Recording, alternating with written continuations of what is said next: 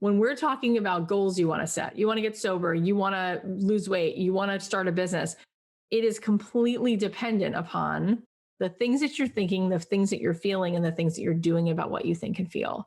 So what I know to be true is that we've done almost 500 episodes of my podcast. Every single person on that show, including myself, is involved in personal development so that we can meditate, so that we can walk, so that we can get ourselves into that magnet, so that we can actually start to come out of that state that pulls us into the negative thinking. Because when you, as much as you want to start a business,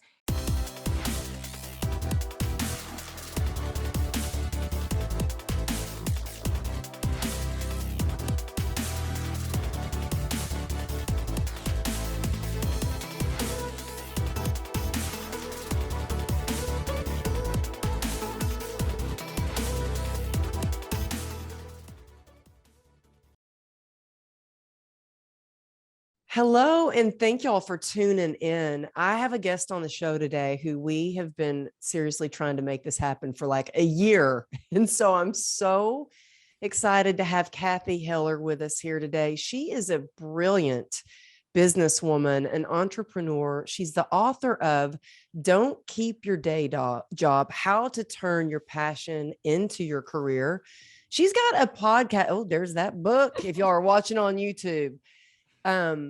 Y'all, she's got a podcast called Don't Keep Your Day Job, and it's got over 22 million downloads. She's brilliant at what she does, but I love her because she's authentic. It shows that she cares. She wants to make a difference. She's on a mission to help people find their dream path and find what lights their soul up and get paid for it. So, Cathy, thank you for being here. I'm so excited to see you. How are you? I'm great. And you're so loving and welcoming. And it's so fun to have these conversations. And I love that you've created this amazing community of people who really want to show up and take that next step. And that already says a lot if you're listening to this show, because this is not the easy conversation to have, right? A lot of times people just want to distract themselves and scroll their Instagram and bury their head in the sand. But you know that there's a reason you listen, because there's something inside of you that you know you were made for more. And you're like, okay, so what is that? And I'm not going to look away anymore. I'm going to show up and figure it out and wake up to a life that feels so much more like me. Yeah, well, I loved digging deep into like some of your story and what you've accomplished and what you've done. And you had this passion and this drive. You were a singer, songwriter. Can you take us back a little bit so you can explain to people how you got to where you are? Because I think your story and your journey is so inspiring, and it's so thinking out of the box. And some people give up on their dreams, or they think, oh, well, I didn't get that job, or I got fired, and that's the end. So I'm just going to go back to my 9 to 5 and keep working. But you didn't do that. And you moved to LA. Well, you'll be back here soon, and we'll have to meet in person and get coffee, I hope. But how old were you when you moved to LA? And tell us about how you were pursuing your dreams here in LA. Yeah, I moved there when I was 23. And I think a lot of people, we each have such courageous stories, right? Like, I think, if you're listening to this, raise your hand if by the age of 11 you survived so much. I think the answer is most people have an amazing story. We just don't all see it. And so everyone is podcast worthy, first of all. My story is, I think, also one of those stories that deserves to be told too, where I wanted something different than the life that I was being, raised in growing up. My parents were not the model of happy people. They were unhappily married. They were unhappy in their own professions. There's a lot of anxiety, a lot of arguing. My dad was, having an affair, and eventually he left, and my mom completely hit rock bottom when that happened. They were both really, really unfulfilled. So that was something I just didn't want to be me. And the one thing I knew, we all are given these sort of like Hansel and Gretel breadcrumbs. And the one little breadcrumb was, Oh, I don't know. When I'm a kid, the one thing that makes me happy is going in my room and writing songs, or singing along with Carole King and doing a musical, a play, after school, Mm. staying late and doing a play. So I loved being on stage. I loved performing. I loved to sing. And so I was like, okay, I guess one day I'll get far from here and I'll get a record deal. And I came out to LA and I found out that those are not things that people are just giving away on the street corners. And the truth is that my music was okay. I don't think it was amazing. I think it was mediocre. And I had to write better music, but the music eventually got better. And then it got even better. And that was a whole journey, right? Showing up at co-writing sessions with songwriters who I knew were better than me and feeling Mhm. so inept, but then sticking it out and then over time writing better and better songs was such a rite of passage. And eventually, lo and behold, while I had all the day jobs after work, I was singing in clubs and trying to get myself into meetings. And I did, in fact, get a record deal. I got signed to Interscope. I was with Ron Fair at Sunset Sounds. Lady Gaga was recording Paparazzi. And Wow. I was like, oh my gosh, this is actually happening.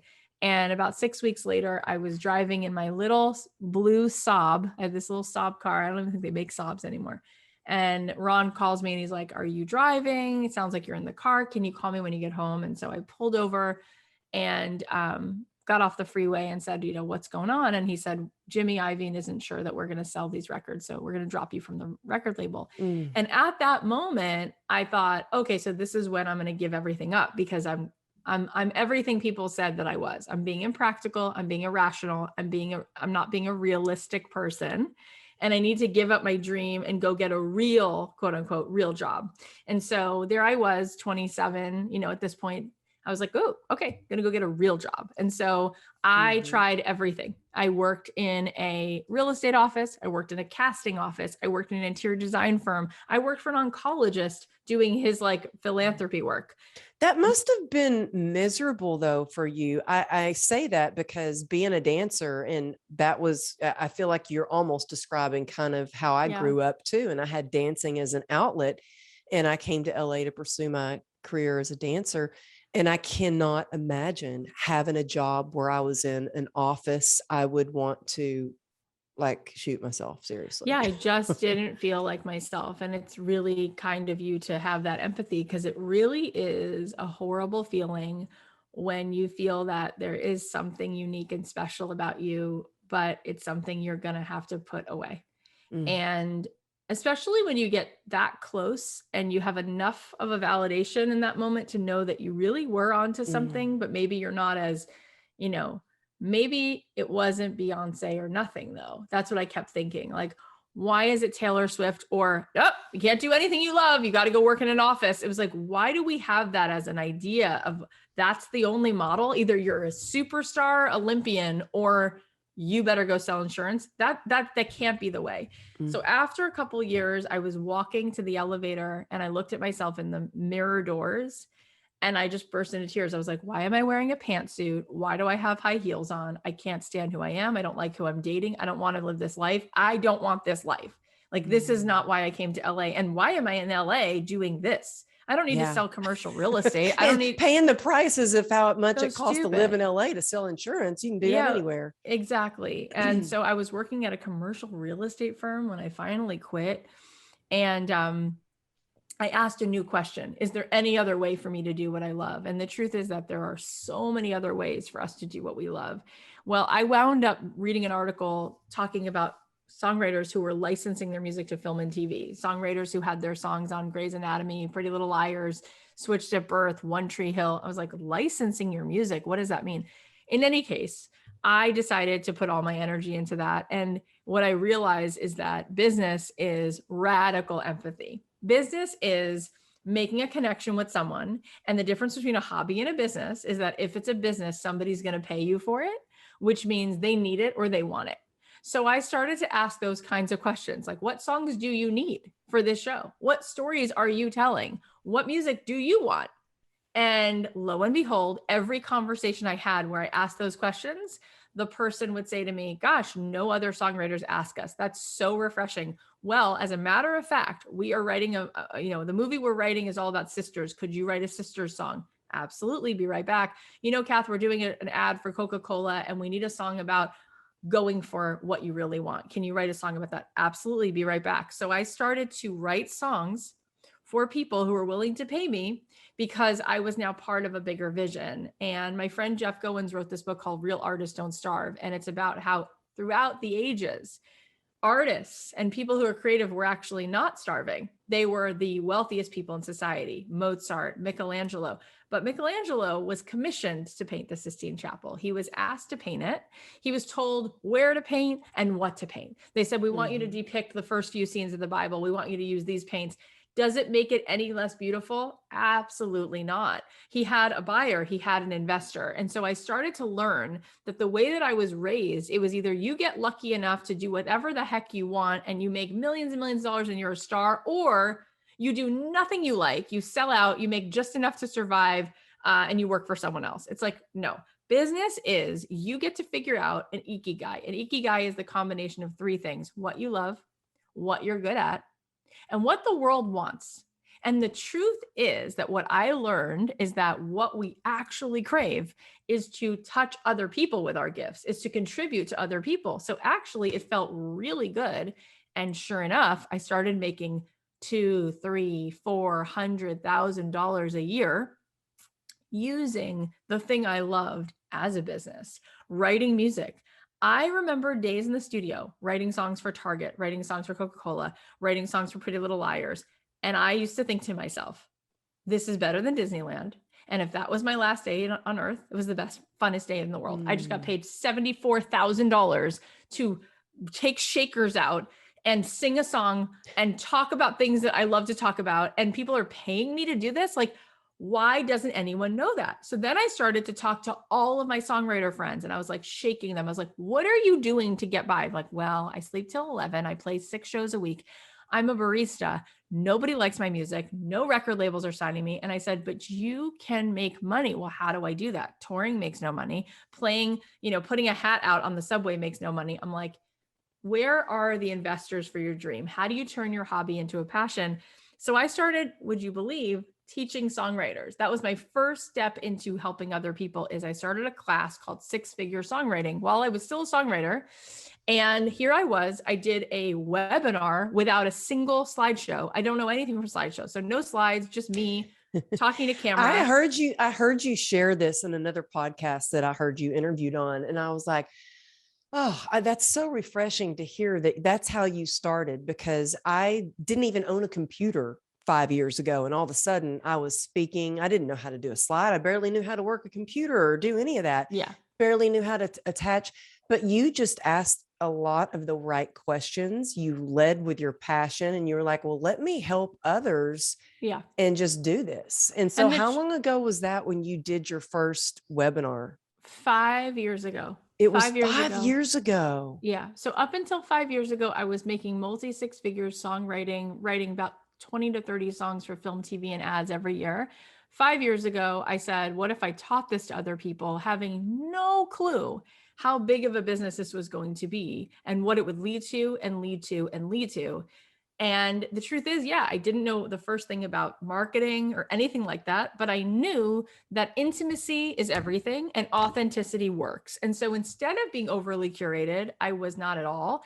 I just was who I was. I went live, did a webinar, had never done one before. It was me straight to camera talking about what I had done as a songwriter and how the conviction I had for wanting to help other songwriters to figure out how to write music for film and TV.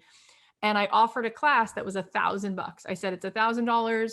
You can join here. And at the end of that night, $147,000 came into my PayPal because 147 people took the class. Wow. From there, I launched it again. We had 441 people take it the next time. Then what did you think when all of a sudden you see that much money in your PayPal account? Were you like, it was astounding, because at that point I was making multi 6 figures, but it was taking me a year, and it was taking me having to fly to Minnesota and meet with Target, having to fly up to San Francisco, fly into New York, pitching music every single day for every song that I pitched. 1 in 20 would they say yes to. So all of a sudden I felt like this is like a fountain of youth. This is amazing. And then what happened is when this is the way that the world works, the Hansel and Gretel breadcrumbs, you just keep saying yes and, yes and. One of my students in my songwriting program, Amy Loftus, she says to me, you should start a podcast because what you're teaching us as songwriters can be applied to shoemakers, sculptors, script screenwriters, people who want to open a cookie store. I was like, you're right. I mean, there was so much of the bones of starting the business.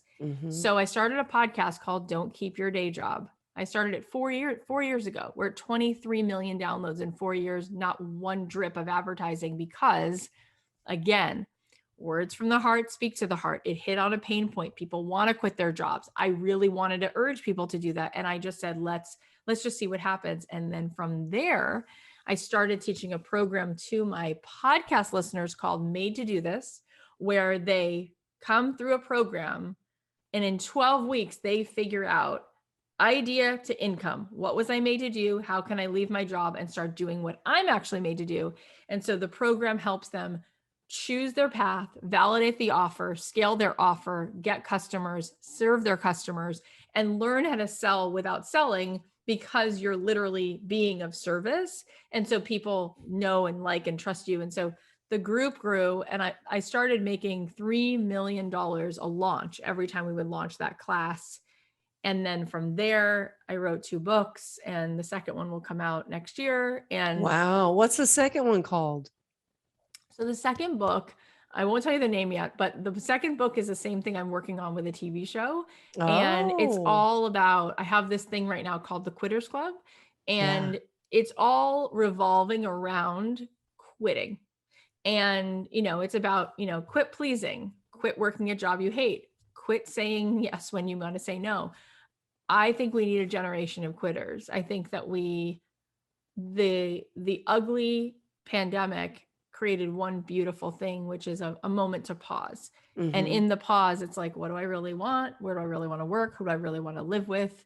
These are important questions. And the number one thing we know from hospice nurses is that the biggest regret of the dying is, I didn't live life on my terms.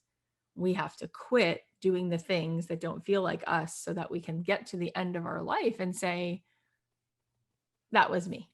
That was the way that it was supposed to go. This morning I did a post on Instagram that reminds me of exactly what you're talking about. I was saying there's power in the pause, and make sure that before you get on this hamster wheel of life and you're on autopilot, that you really know what are the things that you love, what brings you joy, what do you want to do with your life? Right. And I love that you have a quiz that people can take. I Mm-hmm. took your quiz, by the way.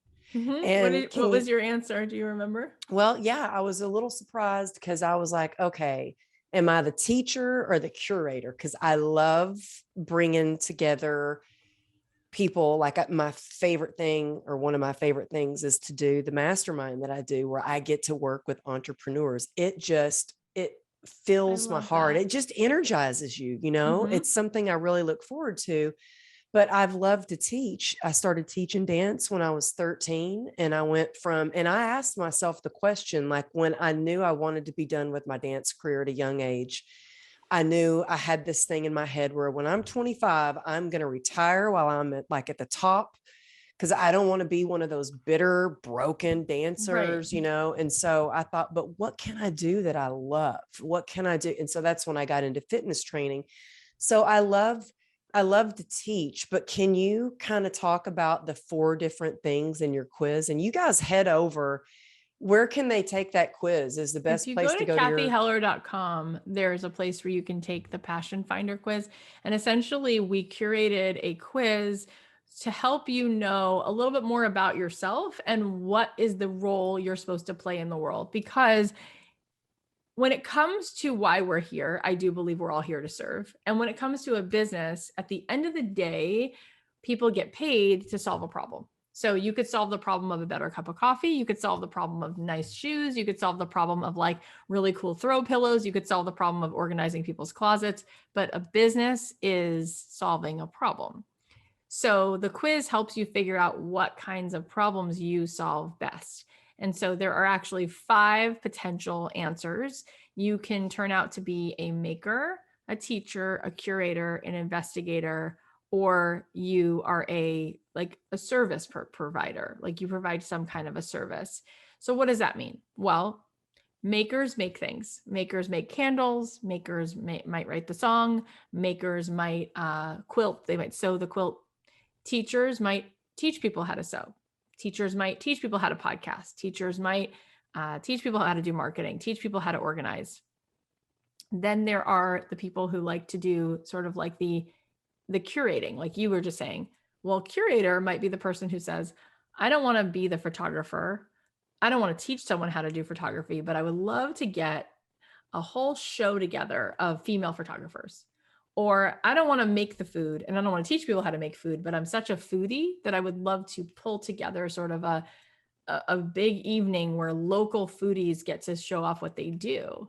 And so that's an interesting path to take, right? Because a lot of times we reach for the highest branches we can see.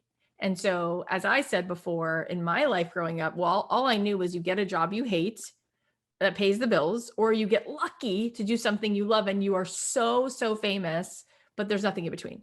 And here it's like some people think, well, I could make something, I guess I could teach something, but wait, what if I don't want to make something or teach something? What if I just have an affinity for something? It's like, yeah, you could be a curator. Like, just because you have really good taste and you don't want to make clothes, you could probably do a lot with your fashion sense and be driving traffic to different things or pulling together some kind of a, maybe you don't want to teach people entrepreneurship, but you pull together these events and you bring all these female entrepreneurs together. It's like, that's a curator. So we have maker, teacher, curator. Then we have investigators. Investigators are the people who are really curious about conversations and topics. And so they might want to sit down and start a podcast. They might want to sit down and start a blog. They might be somebody like Malcolm Gladwell. A lot of people listening to this, you probably think Malcolm Gladwell is a psychologist because he writes these books about, human behavior. He wrote Blink, he wrote Outliers, Tipping Point. He's actually a journalist. He's actually somebody who loves to research things and pull all of the information he finds together in books. And now he has podcasts. So Ira Glass, he's a podcaster. He has a show called This American Life. It's so successful. That's investigating. Gretchen Rubin is a ex-lawyer who was really unhappy, who wanted to sit down and investigate the topic of happiness. She's not somebody who is saying to the world, I know everything about happiness. She's a self-proclaimed, I was unhappy trying to be happier. So she wrote all these books called The Happiness Project and looking at how to be happier. She's investigating a topic, and therefore that's a whole business now. And the last thing is somebody who's in a service-based business, somebody who says, I don't want to teach organizing. I want to go do it for someone. I want them to pay me to go to their house. And okay, great. So those are the different paths. And sometimes that's helpful. Now, can you be more than one? Of course. That's what my next question was. Is it important to just stick to one? Because I kind of like a couple of those or a few of those. I do 3 of those things. I have a podcast. I teach courses. I also write music. I do think what needs to happen is, in order for you to build an empire, you need to start with something and get it off the ground. And then you can have that one thing. It's like when you're making food on the stove, you get this one pot to simmer, get it going, then go to the next pot. Then you can come back. Now you can check on both. Now you can add a third thing, but you do need to get the oil on. The flame needs to be right. And that it's got to start in order for you to walk away from it for a second and do something else.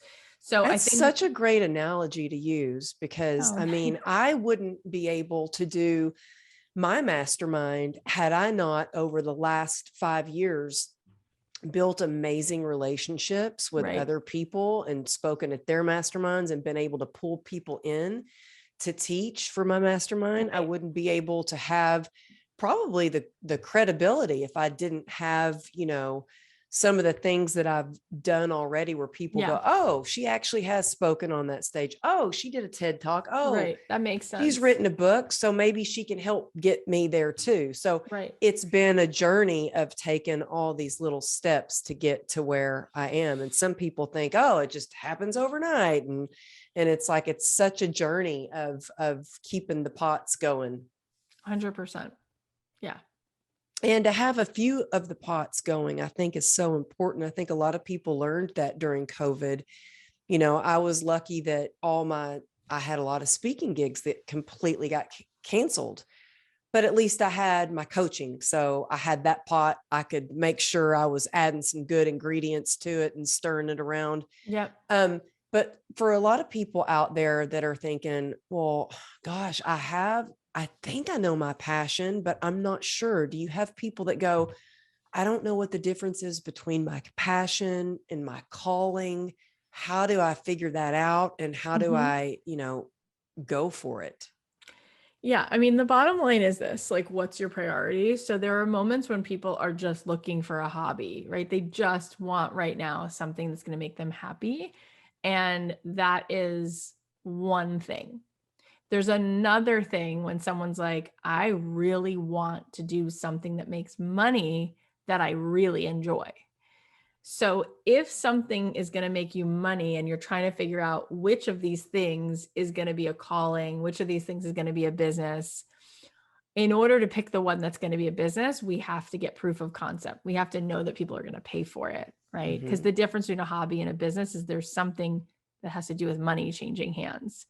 So, And two, I think that you have to feel worthy to be paid for that something. And I think, mhm. do you find that that comes up a lot in people that you have worked with or that take your webinars where they don't feel worthy to get paid for that thing that they love doing? Yeah, I think part of it, there's two reasons why. One, they have imposter syndrome because they haven't really done it. Most people are literally sitting in a 20,000 ton perfectionism suit, so they don't even get started. And so part of the reason they have imposter syndrome is because they haven't done it, so they don't feel confident around it. Mm-hmm. So that's part of why they don't feel worthy to accept money for it, because they need to go do it, and they need to realize that every person who started doing anything wasn't already the expert of that thing. However, when you're starting out, one of the reasons why you might be better for somebody to do their photography or make their wedding cake is because you were so invested in them having a good result. And so that is a gift. Whereas if somebody makes thousands of cakes a month and they've got 14,000 Yelp reviews, they might not care as much. They might Mm-hmm. not be as collaborative, right? But there might be other benefits, and they also might be more expensive. So I say to people, we got to get started, right? And part of it is you don't begin by making money. The very first thing you do is you do what every business, whether you're Nike or Coke or the woman who just started her coffee shop down the street, you bring people in with a free offer. That's how you start. You start by feeling really good about just making deposits. In business, we know, just like in life, for every 7 deposits you make, then you can make a withdrawal. The reason people tend to jump from the first step to the last step, right? We overestimate what's needed, we underestimate what we can do, and then we just give up. As opposed Mm-hmm. to taking the next step, right? You would never be standing at the bottom of the staircase and try to just jump to the top staircase. You would take the next step and the next step and the next step. So if you were to go to the ATM, but you had not deposited anything in there and you tried to withdraw $700, that would be insane. There's nothing in there. You didn't put money in, you didn't deposit any money, so you can't take Mm-hmm. anything out. When it comes to business, it's actually not scary when you know what every upstanding business has ever done. You begin with, I have this idea. I like making cake pops. The first thing I'm going to do before I try to go sell them for $15 a bunch, I'm going to think of 3 people I know who might want to try these cake pops. And I'm going to say, hey, Marissa, I'd love to get your feedback. I know you're gluten-free. I make gluten-free cake pops. I want to know what you think. Marissa's going to taste it. You're going to say, what did you think? And you're going to get her feedback. Would you pay for this? What would you pay for this? What flavor did you like? I gave you a caramel one and I gave you a maple bacon one. Which one did you like better? Oh, I for sure like this. This one, the texture I didn't love. Great. Feedback. Fail forward. That's a good thing. That's like an answer key. Now you go Mm-hmm. back. Now you ask her again. Now, once she goes, oh my God, I love these, you can say, okay, cool. Well, that was my free sample. If you want, I'm doing a whole, membership where every month there's a cookie of the month, there's a flavor of the month, or I'm doing a whole nother bouquet. If you want it, your first order, I can give it to you actually also at a discount. It's $15, it's $20. Now you are starting down the path. So the very first thing people have to do is they have to create a focus group. They have to beta test it. Once you get feedback, that's the thing turns into a business. What most people do is they never even try that part. they decide that they're going to guess on behalf of the world that nobody wants their whatever their offer is. I had someone recently say, well, I'm a doula for people who are dying. I work with people in hospice care. I know nobody wants that. That's so stupid. I'm like, how do you know nobody wants that? Have you put that out there? No, it's just so weird, but that's what I've done for friends and family. Well, why don't you put it out there? Sure enough, puts it out Yeah. there and it starts to work. And your first few clients, you say, I'm going to offer this to you in exchange for the experience, in exchange for a testimonial. And what might happen is you realize it doesn't work.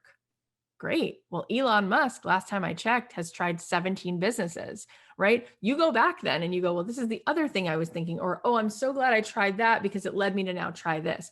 The biggest problem is that we are not allowing ourselves to be messy.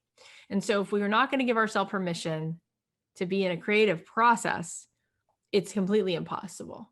Yeah. And you know what? You said so much good stuff there. The first thing is doing like having a beta group or test. Well, I've had somebody say, how did you sell out of that course you did in the first week? I'm like, well, I really listened to my audience and all the questions that they ask me, everything that I get asked over and over and over about advice on.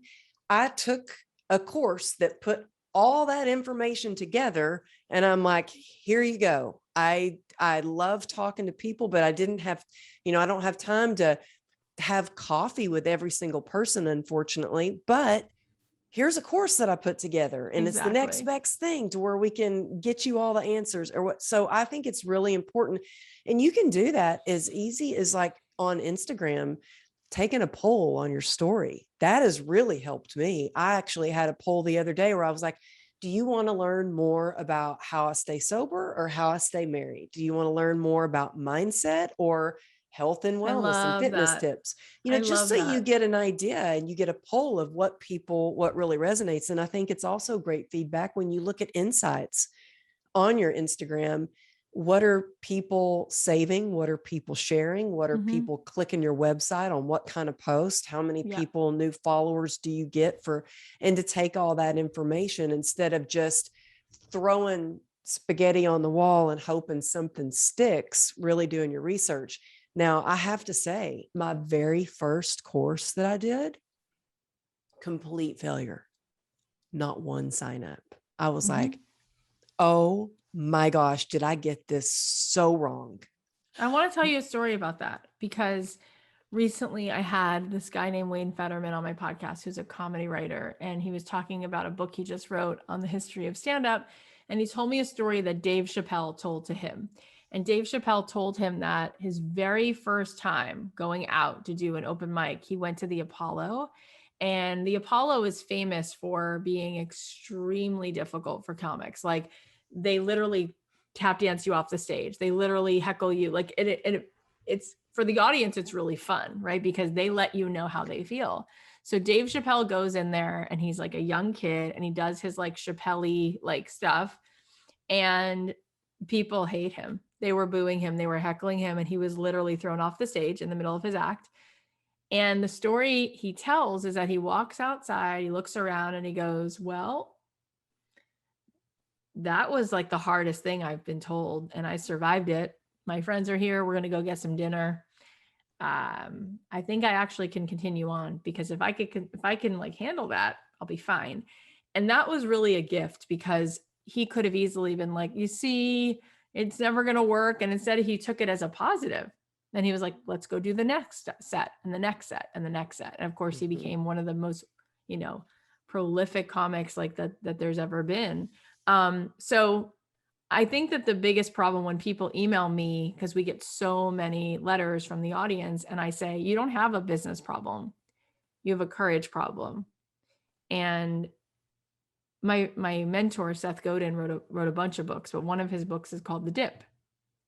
And it's a small little book. It's like 80 pages. He said that his publisher was not going to publish it. They said, this is not a book. And he's like, yes, it is. So this book is about how there will be a dip. There will be. And successful people, as we know from Carol Dweck's work and Angela Duckworth's work, they have what's called grit. And so what we have to do is we have to look ahead and anticipate the dip. We have to say, for sure, there's going to be a dip. And then for anyone listening right now, you should write down, what do you know about yourself already? Where does the dip show up? Is it every time you get rejected, you become hopeless? Is it if things take too long and you have no patience? Like, know ahead of time, where is the dip? Where is the dip? And then I want you to ahead of time say, here's what I am proactively committing to do when I hit the dip. So I just hit the dip. What am I going to do about it? Right? It's like, when somebody is a diabetic, they go into their day and they know what's coming and they know what they're going to do about it. So it's not a big surprise. Like, oh my God, it's like, no, this is what I'm doing about this. We get so easily tripped up. We are so much more, we think we're so much more fragile than we are. And the truth is that the magic that is available to us when we can keep the vibration, keep flowing it, like, that was actually a gift. That didn't work, which means this is what's going to work. That was a gift. That was a gift. If you look for the magic, you will find it. There is a gift. There are clues everywhere. That has to become the mantra. And the biggest thing that I see is people think they need more strategy. People think now strategy is a good thing. I'm terrible at strategy. I'm one of those people that it's like, this is what I want to do. This sounds like so much fun. I'm just going to go for it. I don't really know how to work Kajabi very well, but I'm going to build this course and I'm going to do a little thing. And, but I learn a lot of the lessons that I've learned along the way is now I've made some big mistakes. I've lost a lot of money on things. I now teach that to other people. Don't do this because this will cost you a lot of money. That's such a gift that you do that. So it's been able to help me help others and teach them, okay, this was a roadblock. This is what I did about it. So they can get to point A to point B faster. But yeah, I loved it. I'm going to remember that about the dips, because just this morning, I realized one of my dips when you were saying that. So I don't know. Are you on Clubhouse at all? A little bit. Yeah, I'm on a little, not much. I hadn't been on in a long time. And so I was invited to be on this panel today. And I'm speaking at this event and I'm on this panel. And I'm like, well, I'm the only one. They didn't make me a moderator. My inner critic starts going, well, I guess I'm just not good enough. Maybe I thought I was one of the keynote speakers, but maybe they don't like me.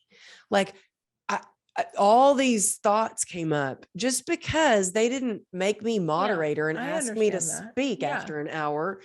And then I'm like, okay, that's one of my dips. Cause afterwards I was like, oh, I'm just not good enough. I feel kind of crappy. And then I'm like, nope, I just need to stay humble, stay hungry, and make sure I am on top of my game. So when I show up to that event, I deliver 110%. And, I've been kind of the underdog in my life, and I've had a lot of people, saying I wanted to move to LA to be a dancer. People thought I was crazy. Saying I wanted to be a fitness trainer. That's not a real job. Saying I wanted to write a book, whatever, you don't own a computer. So all those things, I realize I can hit a little dip, but I realize I think it's important to realize what you can do to get out of that dip. And I love the comparison you talk about the diabetic. The diabetic knows this is what I need to do to take care of that. So what are some of the things that you suggest to people that are like, they are in the dip and they feel stuck and they feel like they can't get out of that dip? Yeah, I mean, one really big thing, just the more that I've studied meditation, mindfulness, and the science behind the way that our brain is actually wired, it's really important that we understand what's happening. Like, we know more about our own car and what gas it needs than the gas that we need as a human being.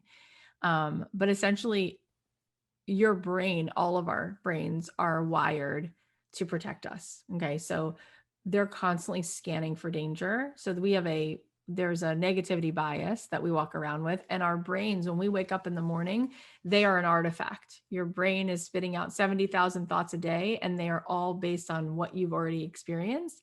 And really, they're hardwired to look for the danger of what you went through from 0 to 8 years old. So if somebody is walking in a room and somebody sees that person as this or that, or someone else sees it at net neutral, you see that person as similar to this person who wronged you, similar to this person who So that's did 0 something to to you. 8. Is that the most informative years? Yeah, 0 to because 8? our brains are in a certain form called theta, where like when you're in theta, it's kind of like you're a sponge, right? So things sink in and then you run a program from then on. Your brain Mm. runs a program. So essentially what they found out is when you look at a deer in the woods and there's a hunter nearby and the deer hears a gunshot, the deer goes into fight or flight.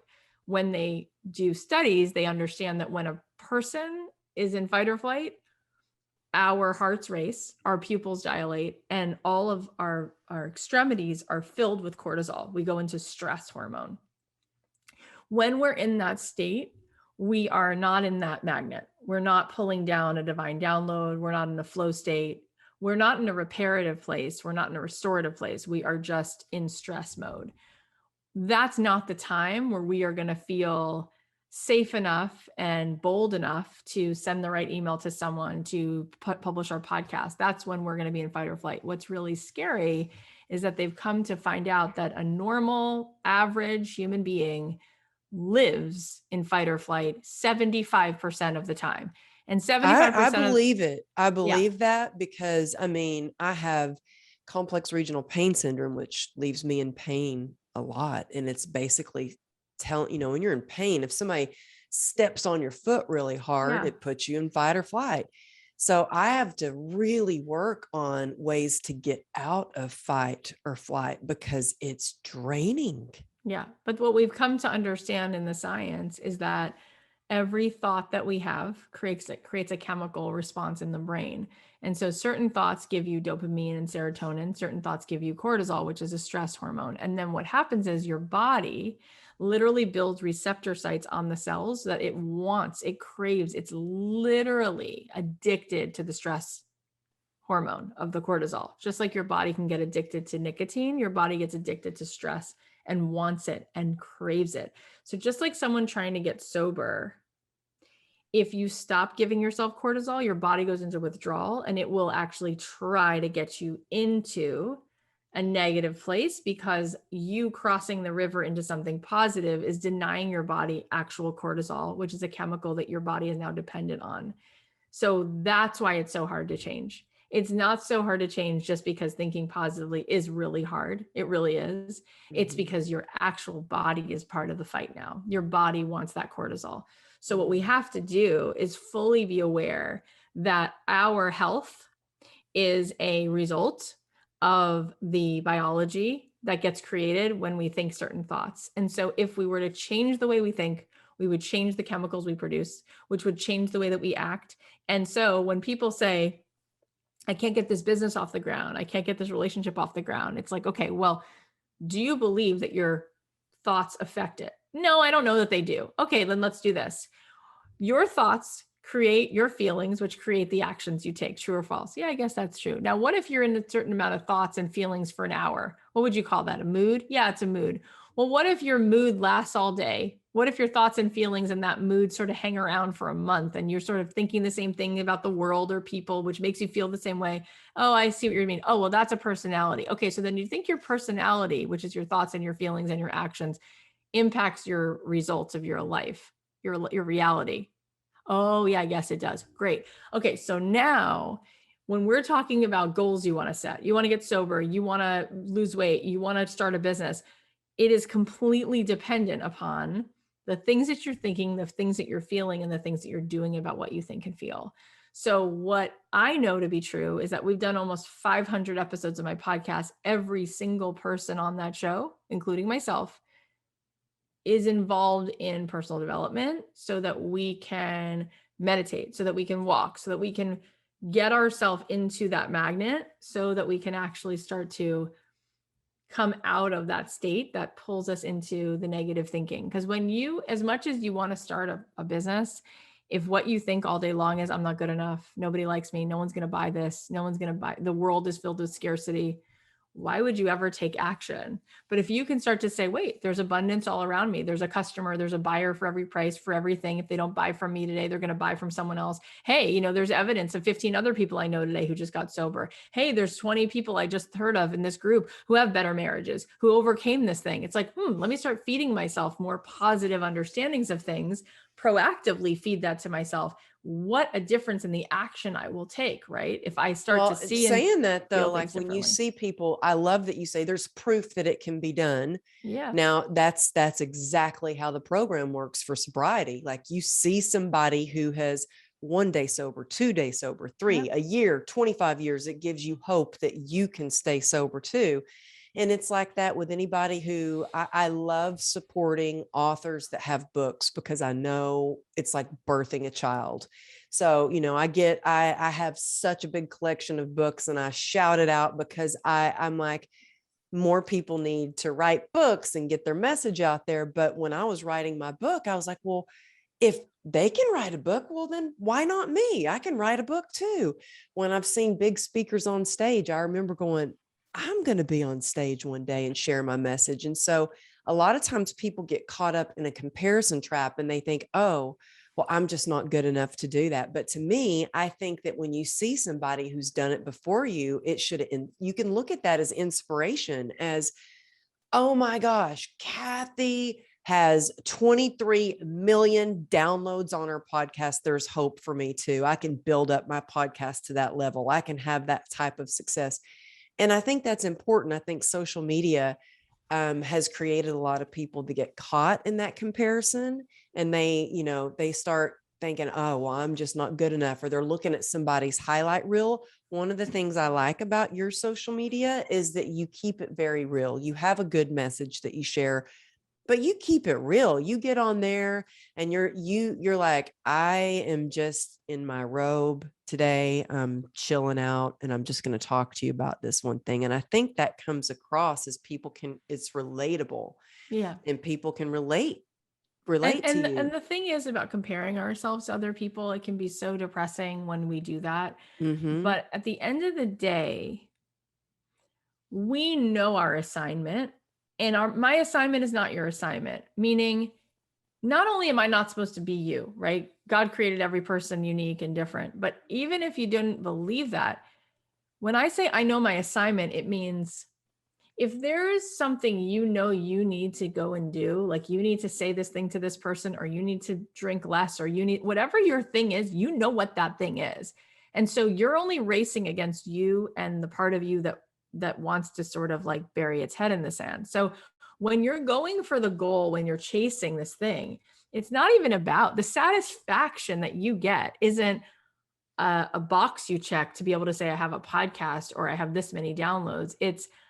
I was It's the so journey. we have these upper limits of like, who am I to do this? And then let's say you go ahead and you actually record of something that's scary, or you send the email to someone, or you offer someone your product.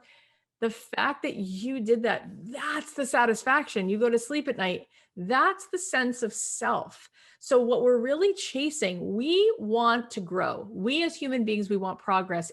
A really good analogy for this is if you look at water, if you look at water that's sitting stagnant, it's not moving, it doesn't move. It's like a pond, right? There's green algae. It can be like really still water, and still water becomes poisonous, right? You don't want to drink it.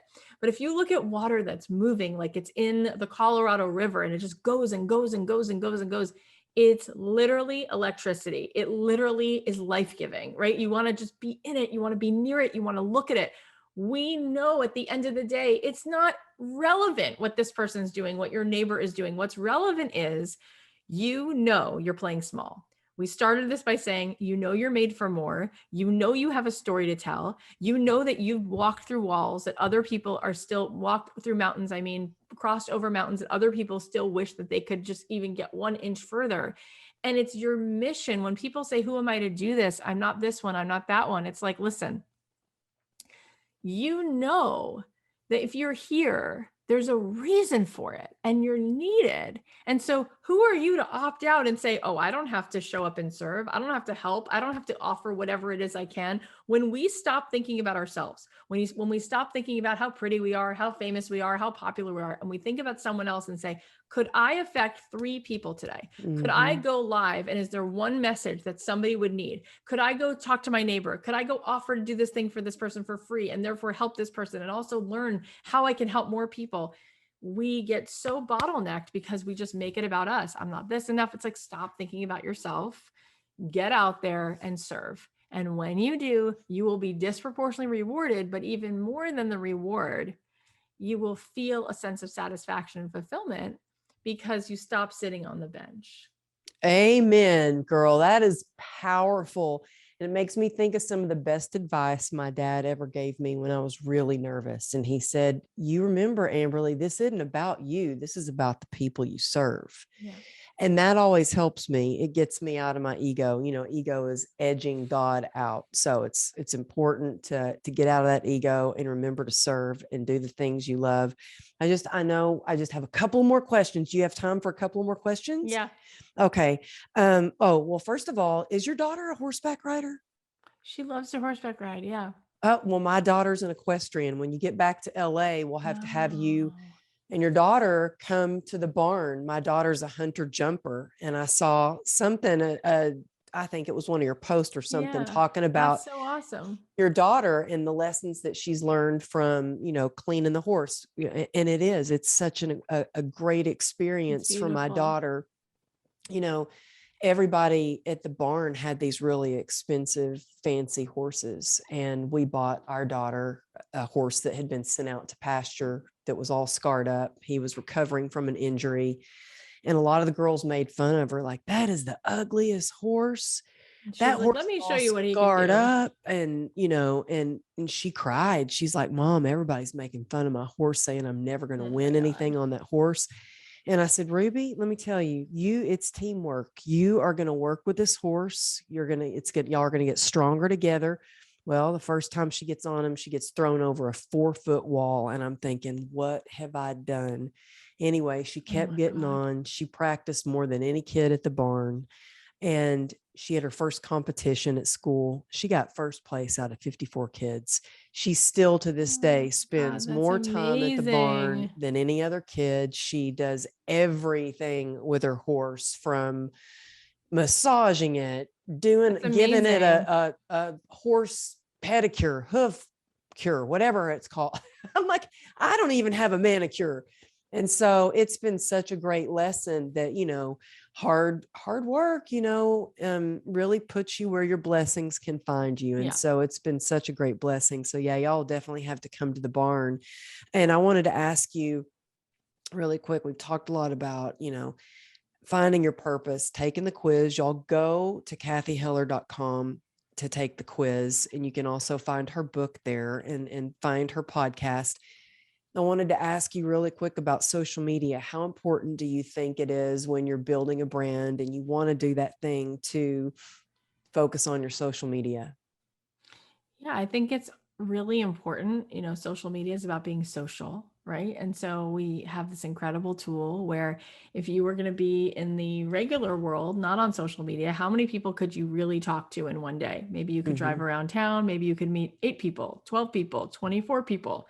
But on social media, you can get something out there and you can interact with 4,000 people in a day, right? So it's an incredible tool that we used to just not have.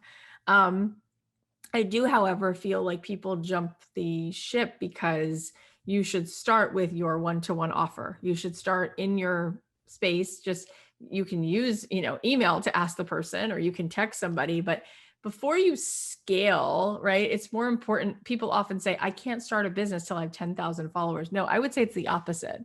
I would think that was very dangerous, actually. Before I started trying to get 10,000 people, I would make sure that this thing that I'm building an audience around, whether it's quilting or cereal or the fact that I want to produce this podcast, it's like, is there even a market for it? Do people Mm-hmm. even like this? And so everything I started in my living room first. I started coaching songwriters in my living room first. I started writing songs one to one and getting business that way first.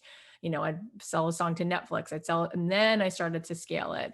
Same thing with the podcast. I was having this conversation about quitting your day job with Uber drivers, with my friends and family. And I was like, you know what? I think that there's a market for this. So yes, it's great. And then I would say when you have a social media following, it is so much more important that you have amazing engagement, Mm-hmm. because my friend Elise Dharma, who teaches Instagram, will tell you that she has clients who have less than 1,000 followers, but the engagement is so high. And those are the people who are able to make $10,000 a month. You don't need to keep looking over your shoulder for more and more and more followers. You need super fans. You need people who are connected to you, who like you, who know you. So you have to figure out how to interact with people, engage them, ask them questions, and focus on the people who are there, and give them so much that they can't help but tell their friends and family because they feel so served. See, I love that idea. I started with nothing. I mean, from the ground up. I only had an Instagram account so I could basically stalk my oldest daughter. I didn't even know how to really work it. And then when I had my book, they said, we don't do any marketing or publishing for you. So if you want to get this book out there, you're going to have to market it Yeah. and brand it yourself. So I started on social media, and I purposely leave my crappy posts there that I first started with. They were so bad. But along the way, I have really learned about my audience and everything about that. So I love that you share that. Thank you. What is the best way that people can join your club, the Quitters Club? You're so sweet to even ask. The Quitters Club is awesome. It is a place where people can start to raise their hand, get excited, and get some of the tools and workshops you need in order to figure out how will you be able to build the runway and quit responsibly so you don't freak out. And it's exciting. If you go to cathyheller.com/quitter, you can find out all about that. And we are just seeing it everywhere. They're calling this moment in time the Great Resignation. So many Americans are not wanting to go back to work after the pandemic. They would rather make less money. They'd rather work from home. They'd rather figure it out. So I'm excited to help people know that there is that possibility. Yeah. Oh, well, so you guys, I know there was so much wisdom shared Oh, it's in so this nice. episode. Please, take a screenshot of it and tag me at Amberly Lago Motivation and Cathy_Heller on Instagram. It's underscore Heller, right? It's just Cathy.Heller. Okay. See, glad I got that right. I don't know. Well, if you just pull up her name, it comes right up. She's a badass. So she comes right So up. sweet. You're so generous. You are amazing. And everything you do, you're helping so many people really Thank you. live So incredibly, go after their dreams and live a fulfilled life by doing what they love. And so I'm just so grateful to have, You're this might so be the freaking generous and best. kind. No, this seriously might be the best episode I've ever recorded. I hung on your every word. So Thank you. I That is just so appreciate generous. you. You know what? I'm just a kid whose mom was really, really depressed when I was growing up. And I feel like I've always seen people, and I think that people tend to feel invisible. And I just can't sit back when people walk around with such gifts and such heart. And we live in a time where there's such an empathy deficit. And I really believe that you don't need to be perfect. You just need to show up. And if you show up and you care and you're present and you want to do something really cool and you have enthusiasm and empathy, God, does that go a long way? And so I don't want to You're going see to make me people. cry right now. I'm welling up. Seriously. Oh, thank you. Oh, well, thank you. Thank you for seeing so many people. It's just been a joy to have you on the show. And I thank you for your time and your wisdom shared. It's been just an That's really absolute pleasure. generous. You're really Thank good at what you. you do. Thank you so much for this space. And you're so genuine that I'm not surprised that you're so successful. So, guys, if you Mm, liked this episode, come say hello. I have a feeling if you guys are fans of this show, that we would probably be good friends. So, come say hi. thank you. Thank you.